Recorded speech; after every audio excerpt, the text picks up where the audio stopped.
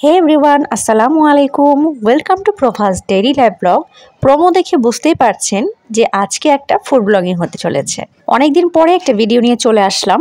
আর আসলে ইদানিং আমার ভিডিওতে আসতে বা ভিডিও করতে একদমই ইচ্ছে করে না, কাজ এতদিন যাবত এত কষ্ট করার পরও অলমোস্ট আমার 1.5 বছর হয়ে গেল, বাট তারপর আমি মনিটাইজেশনটাই পাচ্ছি না। যাই হোক, যার জন্য মাঝে মাঝে অনেক সময় মন খারাপ হয়, বাট তারপরও কাজ করেই যাচ্ছি, বাকিটা আল্লাহর ইচ্ছা। সেদিন আমরা 2 বোন মিলে চলে গিয়েছিলাম খুবই বাজেট ফ্রেন্ডলি একটা রেস্টুরেন্টে। আর এটাকে স্টুডেন্ট ক্যাফে বললেও ভুল হবে না, কাজ এখানে এত রিজনেবল প্রাইসে আপনি এত এত খাবার পেয়ে যাবেন যেটা আসলে বলার বাইরে। একদমই কম বাজেটের ভিতরে যদি কোনো রেস্টুরেন্ট আপনি খুঁজেন, আমি এই মিস্টার গোস্ত অবশ্যই অবশ্যই অবশ্যই সাজেস্ট করব।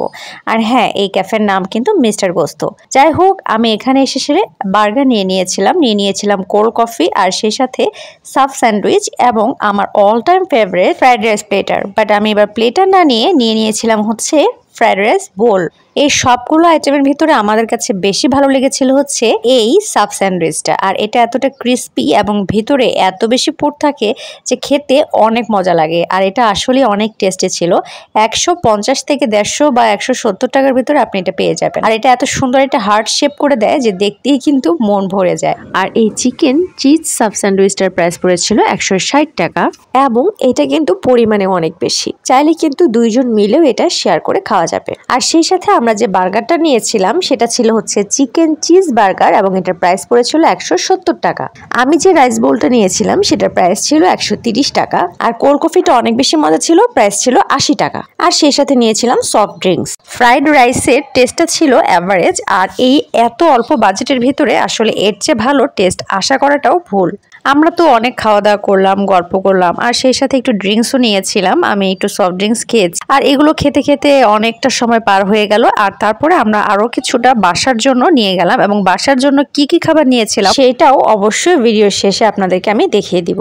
তো যাই হোক, এরপর হচ্ছে আবারও গল্প করতে করতে আমরা হচ্ছে রওনা দিয়ে দিলাম বাসার উদ্দেশ্যে। তো এখান থেকে যেতে হবে অনেকটা রাস্তা। গাড়িতে ওঠার আগে আমরা একটা নিয়ে নিলাম, আর সেই সাথে হচ্ছে 2টা আইসক্রিম নিয়ে নিলাম। আমরা গাড়িতে যেতে যেতে খেতে যাব।